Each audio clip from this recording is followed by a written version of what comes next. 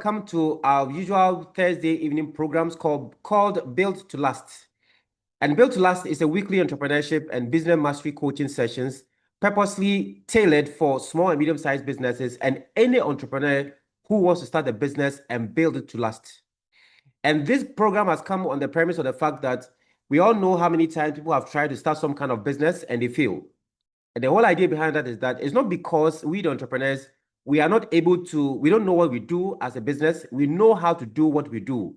But unfortunately, the business side of to managing your business is where the problem is.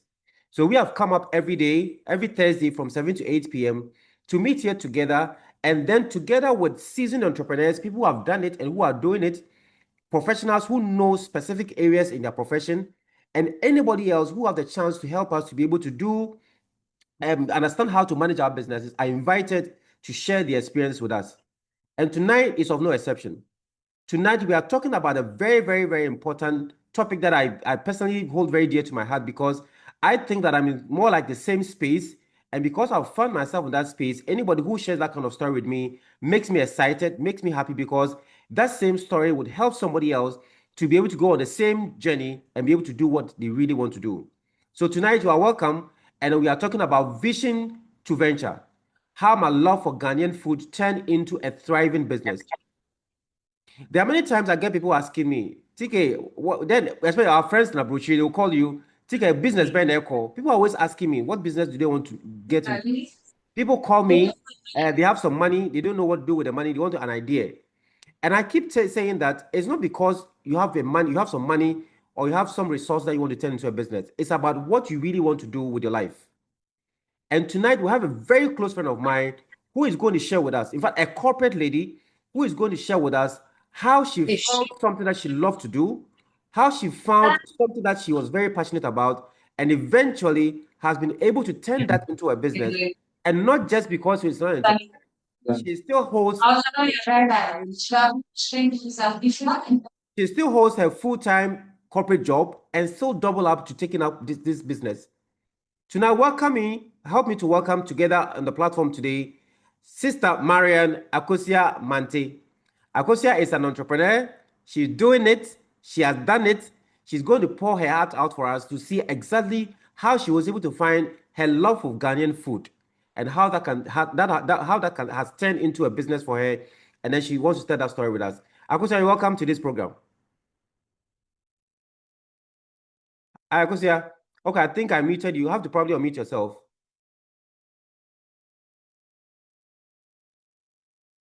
Hello, can you hear me? Hello, Dr. TK. Can you hear me? Yes, I can hear you now. Excellent. Great. Yes. So all right. Thank you so much. Good. I want to say a very big thank you for making time to join us this evening. I know you're a very busy person, a corporate executive, an entrepreneur. By this time, you should be making production and, of course, be taking care of your family and probably our daddy, you know.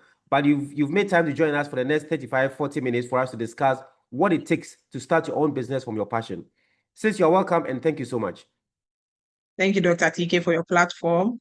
And it's never a bother if I have to share my experience because others need to hear it so that they can be empowered and also take that fear out of them and take that bold step to do what they love to do or are dreaming to do. So good evening, everyone. And my name is Marian Mantey, Mantey, and I'm excited to be on Build to Last. I met Dr. TK a couple of months ago where he taught me more insights into making sure that my business continues to sustain itself, because you never get tired of learning as an entrepreneur, because the journey, there are more things ahead. As you grow in the business, you realize that there are more things that you even have to know and have insights into. And so meeting people like Dr. TK to add on to knowledge, I felt was a good platform, which I have also used to transform and continue to build the business. So thank you so much for this platform. Thank you very much, Marian. And tonight we are talking about vision to passion. And when I was speaking to you, in fact, when I met you during the training program that we talked about, I was excited about the product that you had. We'll talk about that product very soon. But what I was very enthused about was that how you were able to combine your corporate work with your side business. And of course, I find myself in the same space because apart from doing my full-time teaching in the university, here I am tonight spending about an hour doing this. And you have no idea what I've done the whole day after coming to this part as well. And when you find that sweet spot, it gives you some level of energy. It gives you some level of power. It gives you, there's some energy that you don't know where it comes from. I want you to tell us, how did it happen with you? Okay, so I started this whole idea. I've been in the media. I worked with TV3 for over 15 years, producing content because I trained as a film director. And so after 15 years, I know I had a couple of business advisors who were telling me, are you going to live all your life at TV3 to become that old woman who sits there, after 40 years, and then at the end of the day, pension comes and then they award you with the television and the fridge or something. Is that what you want? I mean, I wasn't really bothered about, I didn't really know much about entrepreneurship. Okay, so, but it kept ringing in my mind that what is this man trying to say? Because he's a successful businessman. And the fact that I am just there with such energy, with such power, and the only income or income I have is from TV3. So what happens next? And so I sat back one day at home. And then I was going through everything, my life, asking myself questions. And I said, so right now, if something happens, what do I have? What really do I have to show? Okay, I have media. Okay, I've seen people being laid off. I see people being, automatically they leave. And so what's going to become of me? And that is when I told myself that, okay, I have a passion for cooking. So what do I want to do with that passion? So having been with TV3 for all these years, I decided to start something. But it's an area, or production is an area that is very demanding because directing shows, reality shows, you're directing other programs as well. So it takes you out of Accra, goes to Tamale, it takes you to so many places. So I actually do not sometimes have time to even do anything at home. So I wanted something very simple that I should be able to do at my leisure time. And since I love plantain chips, I said, oh, okay, let me try and start something. But what really, really triggered was I was in a trotro way back and I bought plantain chips by the roadside. I love chips, so I bought plantain chips. And then, they use a safety pin to clip the chips. And whilst enjoying the last parts, I'll just pour it into my mouth. And then I swallowed the safety pin because it was lying under the chips. Whoa. And yes, it felt very uncomfortable. I was able to recover out of it psychologically. It really haunted me for a while. And when I recovered, also added up to the whole idea of let me do something that will be safe. Okay, I want to do plantain chips, but what will make me mine different from the street vendors? And the experience that I have gotten with the pin, the safety pin issue, how do I make this product safe and healthy for others to be able to enjoy it? So that is what happened to me, and that transformed me altogether. And I started putting pen and paper together and then drawing my roadmap as to where I want to go and how I'm going to start this. Wow. So if I listen to you very carefully, I realized that even though there was a passion for cooking, for food, what really triggered it for you to even take it to the next level was you finding that pain in the meal, right? Yes. So your desire Yes. is now, how do I still enjoy my passion for food, but still transform that into something that people can enjoy? Because it was something that you enjoy eating, that's what brought you the problem, and then you are trying to fix the problem. Yes. Correct. So, my dear friends, we are talking about how to find your passion and then be able to build a business around that. The first thing I've learned so far, and it confirms my thought about entrepreneurship, is the fact that where there's a problem and you can find a solution, you would always be in business.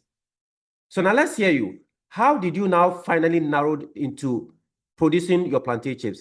And at this point, I'm going to show your plantain chips that you have actually produced. So please go ahead and let me show you that quickly. Okay. So I started because I was in the mainstream media. I decided to invest my monthly salary to buy the items. So the idea of plantain chips came up. At that time, now we are training a lot. Who is your target audience? Do your research. I didn't do any research. I just had a passion. I said, I want to fry plantain chips. So I just started. I went to buy the items. I sent my team in the house, buy me one bunch of plantain, buy me the chip fry, the small one, the pot, the small type, and then a ladle, and then the 10-liter gallon of fried oil. Then I bought salt. I had my knife. I have knife at home. And so the basic ones that I have at home, I added it. But those that I don't have, I invested 1,000 cedis and we bought it. So it came home. No, I didn't start immediately, because there's this thing that force that drives you, like you want to do, you don't want to do. But I overcame it. And then Saturday, when I wasn't going on location, I sat back home and then started. I didn't even have gas to work with. So I had the Japa coal pot. And that was the coal pot. I bought charcoal and then I started frying. I didn't do any research with the plantain chips. I was doing it like a normal house thing that we do. You just pick your pot, oil, and then you fry. So I had grater in my stuff, but I'd totally forgotten that I had a grater to even make my life. So I was using the knife to cut. Fried it, thought it was okay, packaged it in a rubber. I didn't use the safety pin. Then I used a ribbon because I don't want the safety pin incident again. So I used the ribbon to tie, took it to my media team. And I said, right now I'm in business, guys. Plantain chips. After break, everybody come and buy my chips. Wow. So I started selling it 5 cedis, 5 cedis, 5 cedis. It's under my desk. So some took it, others to come in and bash you and say, Madam, please, your chips is not nice. It is this, is that. I said, okay, all right. Thank you very much for your feedback. So I started gathering feedback from them. But there was still that passion because I love cooking. I didn't really get tired doing it over the weekends. So I got feedback from them. So we want it a bit crunchy, yours is not crunchy compared to the roadside. So they were always comparing what I'm doing to the roadsiders. And then I came back and then now had to strategize, sat down and think. So as I'm thinking about production, I'm also thinking about this small hobby that I've added to my whole life. And now it's even becoming a big burden on me. But I didn't give up from there. I continued. As long as I started getting the how do you call it? I started getting people buying. I come back, I count the money. I say, hey, so today, even before the end of the month, I'm having this amount of money. Probably I have 200 cedis, I have 500 cedis that can go around, doing something. Oh, then I think that I should be serious about it. So when I started seeing the extra income coming in, even before my salary comes, I was very alarmed and said, put something together and then be serious about it. And then I now fully took pen and paper and then started jotting down exactly what I needed. Okay, I will need this the next time. I'll need that the next time. And then, boom, that's it. Then I remembered I had a grater and then I went to pick up my grater and life was easy. And now they got the crunchy taste. And that also increased my sales from that time on. And more feedback coming in. And then so I used all my network to sell. Because at that time, where's my target market? I didn't have an idea of who my target market was. I had an idea of the target market as being my area. The kids, when they closed, because in Nadaraka, it was a heavily populated area. When the kids closed from school, the noise said they are buying things by the roadside. So I thought I could put it by the roadside, and then get it done. But unfortunately, the students, they didn't like the chips. They like the sweet, the toffees, And yeah, they don't like 5 cedis. 5 cedis, can't afford the 5 cedis. They want 1 cedi. And I said, I won't do this and sell it for 1 cedi. I won't. So 5 cedis. And I said, no, then they are not my market. So I noticed that the corporates were buying for 5 cedis. They could afford it. So I have to target them the more. And then with feedback, what is my differentiation? I have to now do my labels. Got somebody to just do a simple label for me, Mary's Crunch. It wasn't even Cocoa Crunch. It was Mary's Crunch, my own name, just to identify me from the roadsiders again.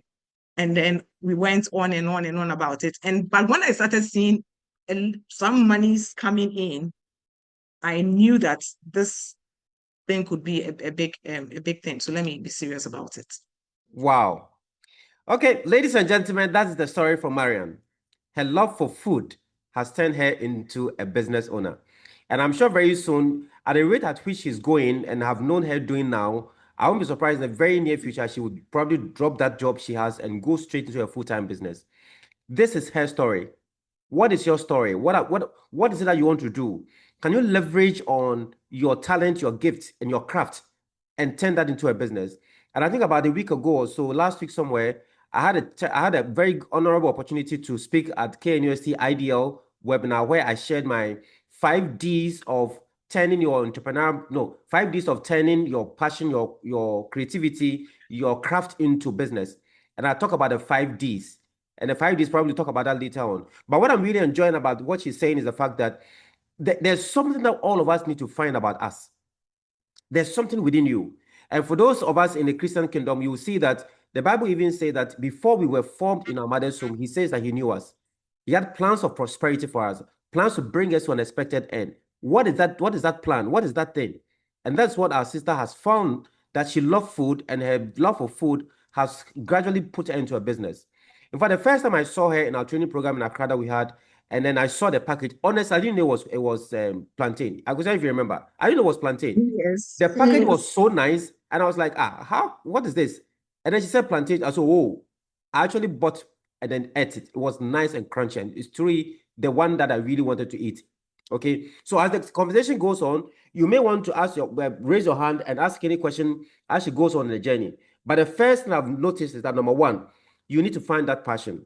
And that passion could be related into a problem. Because she loved food, all right, but her problem seeing the pin in the food caused her to now find another option to coming up with the food that are not contaminated, food that are not that don't have anything to harm us technically. Okay, but I want to ask you, Marian, you mentioned that you use your own resources, your basic material that you had at home to be able to start this. Yes. And I'm sure you heard many times where people say that I'm not starting my business because I don't have money. What would you want to say to that? Because from what you said, I never heard you saying I went in for the bank loan, I went to borrow money from anybody else. How are you able to organize those resources for you to be able to even do the first production that you did? Okay. So many a times, whilst growing up, and when I started working and earning money, I made sure that every month I put something aside and buy a kitchen utensil. And because of my passion for food, I'll just buy. I'll go to trade shows. They are, having an exhibition on greater, doing something, I'll buy. If it's a pot, cooking utensil. So I bought stuff. I used to buy a lot of things. So I already had things in my closet or had stuff there. You think that I'm even going to get married, but I wasn't going to get married, but I was just buying because as a young person growing up, by all as a woman, you get married. When you go into your marriage, what are you taking? So that was me, my perception. I'm preparing myself. But all these things eventually became a business for me. Everything that I invested in around that time. So every month I'll buy something, every month I'll buy something. So when the idea came that I want to do this, I did not have to go and beg a family member or go and then ask a boyfriend or no. I said, I'm already working. So I want to put this money aside and do this. It was like a bet. I don't know whether what I wanted to do was real or not, but I was just experimenting on an idea. And then I invested into that experiment. And today the experiment has become a fully fledged business that is paying off and then also helping other women as well. So you don't need the whole go and pick a bank loan to start a business. If you want to do this, you haven't started, okay, start the SUSU system and then start saving something. Maybe if you want to start next year, start saving, putting some savings together. And then do your budget, save towards it, and then start your business. Because nobody is going to put money into anything that they don't know whether it will survive or it won't survive. So that's what I did. My 1,000 cedis plus my kitchen utensils, I used it for a couple of years before I invested again into buying the actual things that I'll need for my business, which I'm currently using. So everything you want to do, plan it today. Plan it now. Maybe unconsciously you're doing something you might not know. So if you ask yourself that, how do I get an idea to start a business? I'll tell you that look around you. if you identify your passion, see the things around you that you can use to support. Because I was in a rented apartment, my small kitchen, chamber and hall. So the small kitchen was the packaging room. I fry outside, and then I come to the packaging room, which is my kitchen, and do the packaging there. Yes, but I made sure that because we are educated people, and because that health and safety is very important, I made sure that I was very true to myself, that I would do the right thing. I bought my napkins separate from my house stuff. Even before I went to FDA to start all this process, I was just using knowledge as, somebody who has gone to school, first degree knowledge, to do that. You understand? So in doing that, I was free. My spirit was free to say that because of the experience I had, I told myself that I'll be true to safety, I'll be true to health, and then make sure that I produce, even under the circumstance of my rented apartment. I was still true to it. It got to a time when the friend visited and said, I think that you have to now have an enclosed area because of where you're frying outside. And he had a health background. So you have to do that. And that also prompted me to now go into FDA to now research into how to make it work. And then they came to inspect, guided me. And then I moved into another apartment, which was more enclosed, and I was able to get my certification. So in short, I'll say that use what you have to start your business. And then there's no need for you to go and then, if you are in corporate or you have an already existing business, look for something very simple that you can start with, but it will be in demand, not to do what everybody's doing. However, if you're going to do what everybody's doing, you have to be different. Up to now, people ask me, it's just plantain chips, but how have you been able to sustain it for 10 years? And we'll get there, and then I'll tell you how I've been able to do that. Let us show some love. Let us show some love. Show some emojis to Marian for sharing her insight and experience with us. I'm enjoying this because I can really resonate with what she's saying. Marian, there's a lady watching us right now. She's a mother just like Yes, you are. She's a wife just as you are. She's a corporate lady just as you are. right. How will she be able to combine that? Because how are Dr. you able to TK, just juggle a minute. between taking care of your family, taking care of daddy, and taking care of the business itself? How have you been able to do this? Well, I wouldn't say you have to let your vision be clear to your partner. Before I met my husband, he knew who I am, that this is a lady who is passionate about what she does.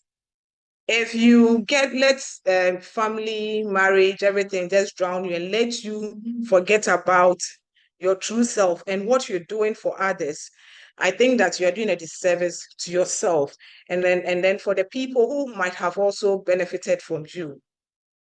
You don't have to say that marriage is the end. No, your partner should understand that this is my passion. And it's all got to do with how you go about it for him, because I sleep and dream plantain chips. He wakes up, he doesn't find me in bed, but when he comes to the factory, I am there. He's always like, for you, you don't have time for me. But when you see you are not well, but as soon as you have an order and you receive a call, you are out, you are in the factory. I said, yes, I need to go and serve my customers. They believe in my brand, so why don't I go and serve them?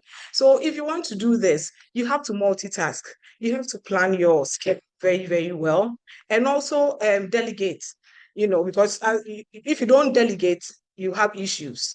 So right now, this is me out of the house. The factory is working without me, and everything is on point because that is when you have built a business to that point where you have imparted a lot of knowledge to your team so that they'll be able to support you. One, let your husband or your partner believe in what you're doing. Let them be part of it. When they are part of it, they'll be able to support you. But when you push them aside, it's like, okay, idea, so do your own Hmm. thing. If anything happens, don't call me. So let them be part of it. Give them a role to play. Oh, so I've given my husband, he's a COO. You are in charge of all the finances. And if I have a challenge, do all my calculations for me. Not the children to Yay. Yes, the children to get, if they are old, get them something to do. You're handling social media. Make sure that you are pushing social media for us. Okay, so when you do that and you make them feel like this is it, this one is it, and it's also got to do with um the positive things that you say about the business. Plantain chips is everywhere, oh my dear. Plantain chips is everywhere. But I always close my eyes as I say that I don't see any brand apart from my brand. And so I sleep and dream, and I'll go and look at my competitors, see what they are doing, but I don't let that affect what I'm doing. I focus on my quality, my taste. A couple of times we'll go and I went to buy at that point when I started, I bought a lot of chips and then we poured it in the plates. I tasted them and I said, no way, I believe in what I'm doing. This one, no, no, no, no, no, no, no, no, no. Nice packaging. Export is, I mean, they are shipping the things. I'm like, is this what they are shipping? I still have it on my phone after 10 years. The chips, I still have those chips on my phone, and always reminds me that you have done well.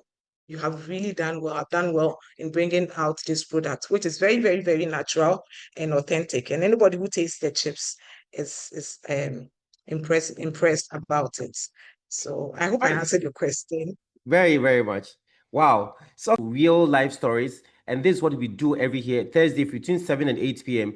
In 1 hour, you have street smart MBA lessons that would empower you, that would guide you, that would straighten your business to the point where you can now build it to last. We want to see all your businesses thriving. If you don't have an idea yet, Marian is sharing her experience. Her love for food has turned her to be a business owner. And looking at the way I saw her the last time I met her in Accra, I won't be very surprised that if she calls me in about a month or 2 or 3 months and say that, TK, I'm quitting corporate, I'm going full-time job. Marian, I want to ask you, I thought that maybe people like you in media, in the limelight of things, being behind this big project that we see on TV3, I would have thought probably go into like a boutique or go into some bourgeoisie kind of business. And then you are into plantain. And then I'm beginning to understand that your love for food, plantain, brought you there. How are you able to sell this product? Because looking at how I saw you, the first day that I saw you, guys, let me describe how I saw her. Full corporate lady, fully dressed like a typical corporate lady going to work in corporate, selling plantain chips. How are you able to switch on that mindset? Can you please share that with us? All right, thank you very much. So for me, I love to look good. I love to look good. And I don't care even if I'm selling pure water. I will shine the pure water with my whole self. And that attracts people as well. Okay. So I say that you will have to project your image for people people love to see nice and good things. The fact that you're selling pure water doesn't mean that, or plantain juice doesn't mean that you should, belittle yourself. No, if you are blessed, let it shine. Let the glory shine on you. Okay. So that when I remember we went to GIZ program, and then the Minister of Trade, the Director for Trade and Industry, was saying that, how are you doing? And how is your business? I said, my business is doing very well. He said, you are the only person I've heard saying positive things that your business is doing well. Everybody will say, and yo, I'm saying, no, I mean, you have to be honest about it and let it shine. So for me, I use, in a way, you sell when you look good. You attract people, and the serious people who buy are the ones. If I'm, they are my targets. Okay, so I don't have to just dress anyhow, go anywhere anyhow, and all that. Even in my corporate, I still have my bag of plantain chips, and I go and then I show it to you that this is it. And just probably for my appearance, somebody will buy it because of my appearance, not because probably I love the product, but after tasting it, then now they are hooked onto it. So you have to always be presentable. You have to be ready, because you might not know whom you're going to be meeting. Okay, it might be a big investor, and just because of your appearance, put them off. They don't even want to listen to you or even see your product. Your product might be good, but your appearance will put them off. So you need to balance it. You really have to balance it. It's not like going to dress ship or anything. No, you have to look the part. Anywhere you go, just look the part. People will take you serious at the end of the day. TK, is there anything that I answer it, or there's something else? I like the Doctor. answer. Thank you so much. All right, so I have a question here in my WhatsApp inbox. Says, thank you, Dr. TK, and thank you, Mariam, for pouring your heart out. We don't get many people sharing their experience like you have done. You are a corporate lady, and many of such people would have just been quiet and be doing it behind the scene and sending young girls outside to go and sell. But you have told us the real deal. I am a nurse and I love to do yogurt and things related to milk. I have tried several times to promote my yogurt, but unfortunately, I don't get much sale. Could it be because of the way I present myself and my product, or is it because I've not found the right business to do? Please help me. This is from Cecilia. Okay, so Cecilia, great product. I love yogurt.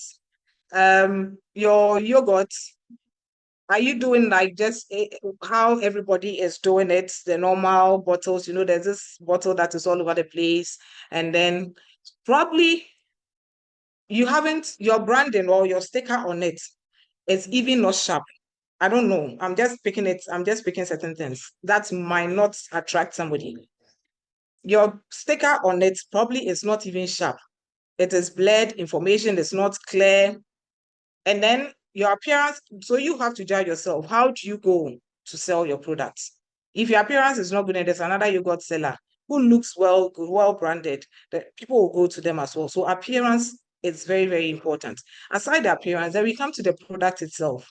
Are you doing the right thing, the right formulation? Because yogurt is a very tricky thing. Are you doing the right formulation? Is the taste okay? Is it certified?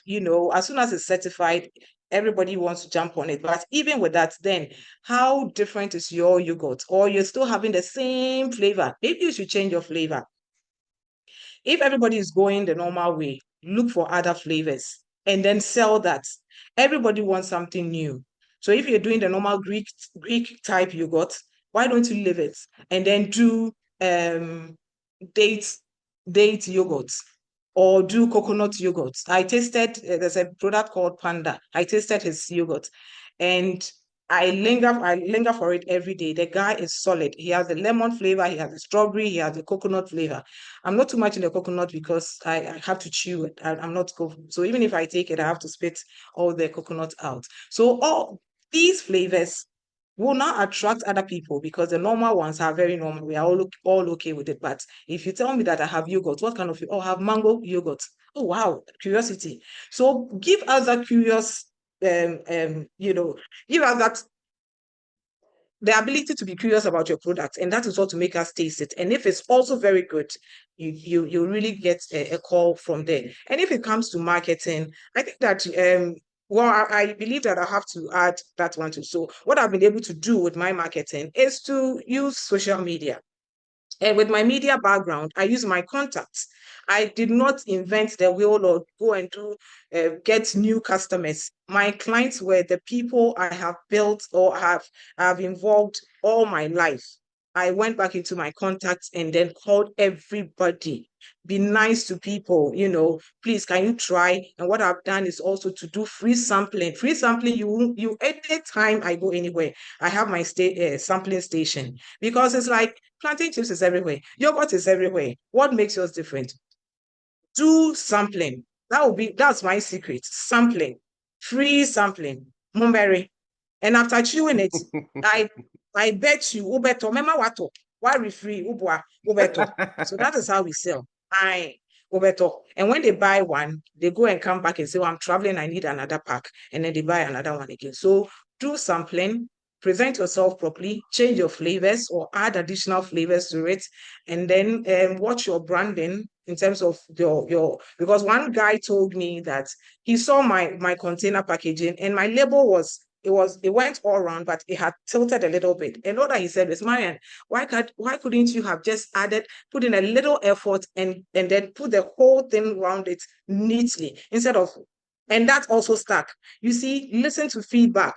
And don't take the feedback for granted. And when you come back, correct that mistake or whatever the client saw and told you, correct it. It might not go back to him, but the next client you're going to meet will appreciate it. And based on that client, will recommend you to the next person. So take feedback very, very carefully into consideration. And when you come back, correct it. It will build your confidence to sell your product as well. I hope I answered you. Yeah, I like it too. So, Cecilia, I like what the answer that she has given. I remember there was a program that I was giving a presentation about, and someone came with similar question about how she's not able to penetrate into the market with a product. And then one member of the program got up and said that have you tried giving your product at church? Do people even know you at church? That's what you do. Yeah. You are part of a community. And sometimes these churches are like 200, 300, 400, 1,000 member church. Do they even know you do yogurt? How about, like she's saying, one Sunday you decide to just go and do some free sampling. Let people know you. Get some nice branding material, maybe a baseball cap, a t-shirt, some simple banner be with that say I saw them on them. Then the pastor announces, Cecilia is giving free sample yogurt, buy one, get one free, or just drink for free, just taste it. Or maybe you taste it, you buy one, you get one for free. Gradually you get somewhere. All right. Thank you very much. There's a question in the chat from, I think, Bernard. Bernard said that, do you think, Marian, that working at the media space help you to boost your business? It did perfectly. It did. Like I said, because of media and my background in television, definitely the opportunity to produce short quality reels. Now we come to that as well. Yes, everybody's filming, everybody, but when you give images that are of good quality, people can resonate. Never underestimate your customers or think that, oh, these people, they don't know what is quality. No, produce a solid content with high quality pictures. And I'm telling you, that alone will sell. People will start commenting, even if the person doesn't like your product. Oh, wow, I love the video. Just I like the video. It will resonate something, and the video will now let the person go like, I want to even try your product. So the media really helped me. I put all my training from film background into it. Make sure that my videos are top notch, my artwork, my designs. I pay attention to details. I don't, let go anything. I get the best designers to handle my stuff for me. And it's not, don't say that's money. I always say that it's not about the money. The money will come. If you do mediocre stuff, you will be stuck. No one is coming to you. But those who appreciate you will see that, there's been a step up this thing. This is an improvement. So if we invest in it, we are likely to see more. Okay. People want to invest in you when they see that you have great potential, and your videos, your branding should really speak for itself. That people, like Dr. TK said, he saw the product and immediately he got into it and said, I love this product. That should speak for it. That should sell. You don't have to even do much to sell. Just let your product sell. Let your videos sell your product for you. Images, quality images, they will sell your product for you. So invest a little bit into it. Get the right people. I've seen a lot of startup ladies or women who later come to me, and then when I see their branding, I'm like, so what happened if they let the designers dictate for them? They are not part of the design, and that is wrong. You have to be part of the design. Don't leave your brand for a designer to dictate the pace for you. You know what you want. You know where you want to get to with the brand. So be part of it. You haven't crossed the T, you haven't dot the I. Let them redo it again and get the right thing. Because if someone like me or somebody sees it and assess it and it's not nice, immediately it also makes me feel like you're not a serious person. So if you attach seriousness and pay attention to detail, you get the right customers to be on your side. If you pay attention to detail, you'll get the right customers coming to you. In fact, the first time I saw the product, I just picked it up, said, what is it? Plantain chips, and like this. And the packaging was just attractive. Just get attention to detail. Get there, get to that point, and people will definitely come to you. And I love what you also said about the fact that, yes, the money is important, but do the right things now and establish your brand as it is. And eventually, you should be able to get to the point where people will now love to buy from you over and over and over again. Now, I have another question also in my chat box from, my name is Abdul. I've joined you all the way from Dubai.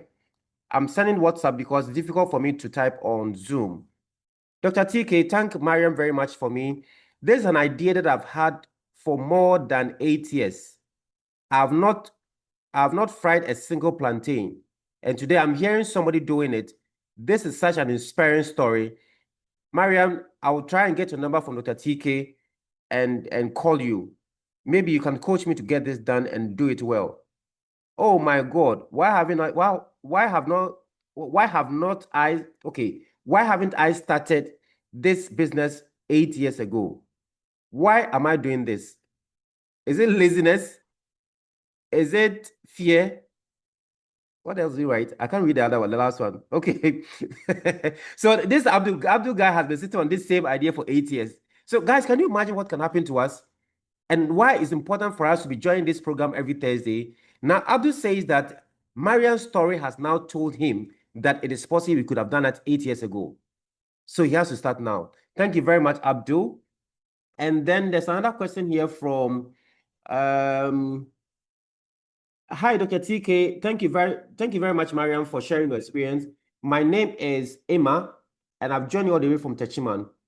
I love this program, and I never want to miss it, Dr. TK. Please keep coming with it all the time. My question to Mariam is this.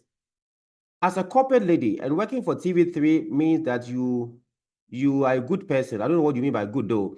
But I'm sure you're talking about the way you talk about the way you dress and all that. How do you source your plantain? Do you dress like a corporate lady to the market to buy your plantain, or you send somebody else to go and buy? Now, if you go and buy yourself, how do you feel? A corporate lady buying plantain in the market. Oh, but that should be normal. Oh, well, I don't know. If you don't buy it yourself, but you send somebody else, how are you sure that you are getting the right kind of plantain for you to be able to get the right product out? That's my story, but that's my question. But thank you very much. I'm really inspired. I've thought about doing a lot of businesses, but I've always shelved it because of fear, because I didn't know who else to talk to. But tonight's program has really inspired me to know that it is possible to always start from somewhere. Wow, that's a nice one. I'm interested in a question about how you source your raw material, Maria. Right. Okay. So the fact that I'm corporate is just, there. But the passion drives me. And when I'm going, I don't dress corporate because the market women, they'll cheat you if you dress corporate. So you have to also be strategic in business. Yes. You don't go looking this. That's why we go and then we look for the market. But when we are going there, we have to put on our scarf, wear our slippers, normal. Like we are market, we put our cloth around ourselves and go and bargain. So Saturdays, I go to the market. The plantains comes weekly. The truck comes every Wednesday. So when I started, I was alone. For 6 years, I did it alone, grating with my hand. I've grated this thing for 6 years. I wake up at dawn very early, off to the market. Nobody sees me in the area. Then I go. And then because when you go and you meet the truck very early, you get the best plantains. After a certain time, 7 o'clock, 8 o'clock, when people are coming, the good ones have already been purchased. And then I go there, source my plantains, look for the quality up into that type, because there are different types of plantains that we use to do the plantain chips. And that is also one way that has also kept the business. The quality of plantains, I don't compromise on it. If it's not good, I return it.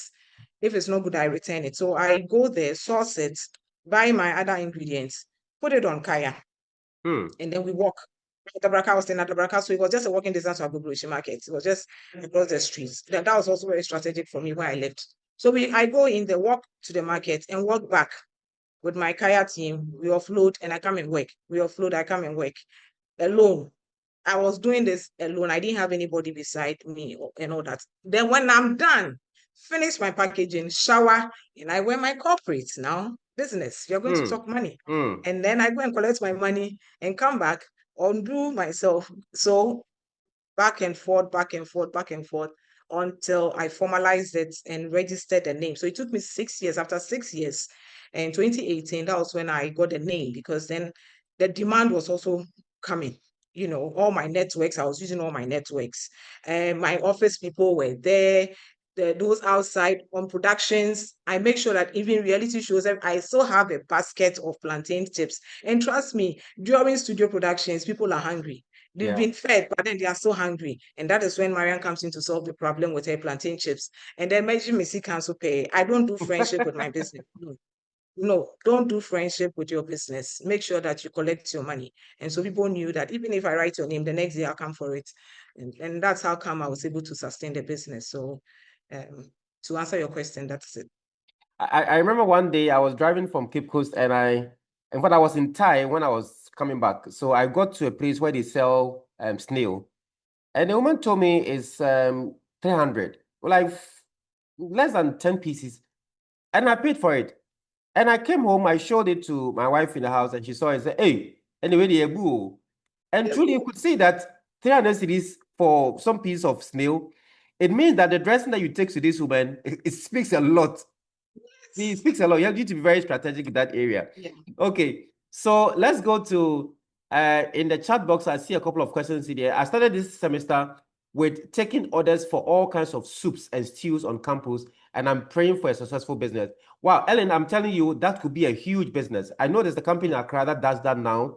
There's a lady that I also know in my neighborhood. She also takes orders from people, the guys who work in the bank, and she prepares stews, all kinds of stews and soup for them.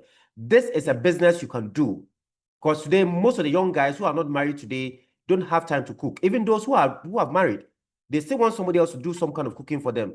Marian, I know, sorry, Ellen, I think it's a serious business. You have to look at it very seriously. If you want me to help you, please get back to me, and I'll be very glad to guide you on that. Extremely important for me. And then Mobek says that, please, today my target client told me that he does not fit in my service. Please, what should I do to make him fit to accept my service to solve this problem? Please, I'm a graphic designer, web developer, and also into selling of decor items. Mobek, you will probably have to explain a bit. If your client says that they don't fit into your target, I think you should decide who you want to serve, not the client saying who he wants to work with. The client could say that, yes, I want to work with this kind of person. But if you define who you want to work with, that would also give you an indication as to exactly who you look up for. So, okay, maybe that's something we have to look at again later on. Matilda says that very inspirational. Thank you very much, Matilda. And that's the kind of stories we share here every Thursday, 7 to 8 p.m. Sarah Bafford says that, oh, wants to be like you. Indeed, you have to be like her, but it calls for hard work. Get ready for it. It's there. You can get it. Getting to the final stage in our this conversation. If you find young ladies today who want to have all the fancy things, they want to have the best iPhones, they want to have the best clothes, they want to go to the finest dining areas to go and eat, what advice would you help them to have from what you have experienced so far to advise them to go in some form of entrepreneurship whilst they are waiting to be employed full-time? What would you want to tell them? Yeah. So you have the finest iPhone. You're wearing the most expensive wigs, and you're still crying that there's no job. There's no job. So I've met a couple of young people, and then when they come like that, I ask them that, what skill sets do you have? Aside going to school, you learning geography, learning mathematics and all that, what skill sets do you have? Oh, I like beading. Oh, I like then they mention all kinds of skills that they want to do. And I'm saying that, so what are you waiting for? I need a shop to go and do that. I'm like, a shop for what? You don't. So why don't you and the money, so it comes back to money, and then I look at the iPhone, or I'll say that, so what if you sell your iPhone to start your business? And then afterwards buy your iPhone. It's because the person's mindset is not there. It is the upbringing. It's where the person is coming from. I didn't have the opportunity for anybody to coach me. I saw myself like, where is life taking me to? So you have to sit down as a young person and assess yourself. Critically, do a critical assessment of your life, because every day that you miss, it doesn't come back. And like our gentleman said, 8 years is missed 8 years. Probably if he had started this business 8 years ago, by now he will be having 2 businesses that is even operating. And even with the media that I started, I opened a media business. And that media business I used to collect big money as well. And then I invest into the plantain chips as well. Because you have corporate people coming in, do advertising for us, do branding for us, do this for us. And then I outsource. And I get the right people to do a good job for them. I get my money clean. That one, the money comes like big once in a blue moon, then it comes. So there's something in you. What are you doing with the geography or the mathematics? Or start something online. Do something instead of just coloring your faces and doing all these kinds of things. Start something. The skill set, what is that skill set? Oh, what do you have? Oh, I have IT background. Okay, social media background. Okay, so have you designed a birthday card, or have you designed something for your parents? Create that thing. You're a designer. What are you doing about it? You're just sitting there. Why don't you design things, whether you have been contracted or not, and then put it on your social media and then promote it? Trust me, someone will call you and say that, oh, are you the one who designed this? Yes. Okay, can you design? I'm having my naming tomorrow. You do a good job, recommendation starts, and then you just make time, sacrifice time and get it rolling. It took me a lot of time and sacrifice. I actually had to quit media. The point is, I have to come back to corporate again, but I had to quit the media at some point and then take care of the plantain chips. And that was when our people were, the voices were like, you are very stupid. Excuse my language. You are very stupid. How can plantain chips fend for you? Can you pay your bills with plantain chips? Can you do this? I said, no, but I had this conviction that with the little that I've been earning and even been able to support my family, I think that if I give it 100% attention, I will get it. And that I hadn't formalized it. So I had to quit entirely media and then sat for 2 years to go for my FDA certification, to do everything possible, create all the backlogs and make sure that the gap is closed with the business. And then I started enjoying. After 6 years, I started enjoying after 2018. Then you are going on panel discussions, you are being called to do this, you are being asked to go for trade shows because your brand is serious. And promotion also helped because you're always like notifications of people's buzz and and that created a lot of awareness that there's a brand that is happening somewhere, and this plantain chips brand is serious. So use your iPhone to do that. If you have an iPhone, use it because iPhone is high end. You don't need to go and rent a camera. Use your iPhone to create wonderful images and then use it to promote your business and get it done and out of the way. So find it around you, find that passion, the skill sets that you have, and then use it. If you always need help and you don't know where to start from, start a conversation with a mentor and you will get an idea. We will break you down and you realize that, oh, wow, I think I have this. If you don't have it, like I did, and I noticed that this is where I want to go, talk to somebody. Through conversations, an idea will come, and immediately you will find your path and all that. So don't stress yourself too much. Now we have a lot of people, mentors around, or someone you want to talk to. Engage and be serious about it. Don't come and talk. The point is, the talk is cheap. Oh. People will just come and talk, but when they go and sleep, it's like, things will just fly on top of their heads, and then that's it. They feel it can be done. No, it can be done. I always told my younger brother, I said, hey, Chibo food. I like this bread food. That bread food, the way it's making money for people, look at Ghanaian market, the roadside, food, thousands of them will not be on the street. Anything you do well, they will buy. Just put yourself, just put your mindset to it, your heart into it, and then do the right thing and differentiate yourself from it, and then you are good to go. One thing Dr. Tiki, I want to add this. I always want to share this experience because I was surprised along the journey when Ghana Export Promotion Authority took us to Lagos. Honestly, I did not have hope. The product sold. I was the first vendor. I sold all my products. We had a 10-day workshop. My product got sold. Nigerians have a lot of plantain chips. Plantain chips are boost for Lagos. Hey, we are then, but I had added a flavor, the Kelewele flavor, and that is the best selling. That's what I use because the normal one good. But even with the normal one, they come in and they say, "What is it that you do with it?" I said, "It's just body and oil. I know what I mean. You understand? But it's the quality of plantains that I do." So by 10 days, my product was sold out. And then I came back to Accra. I did not break even because, the money, you're using it to still pay your bills and do other things as well because no one is supporting with that. So I supported the travel with it. But the people who came to buy the product, one of them owned a very big plantain chips factory in Ogun State.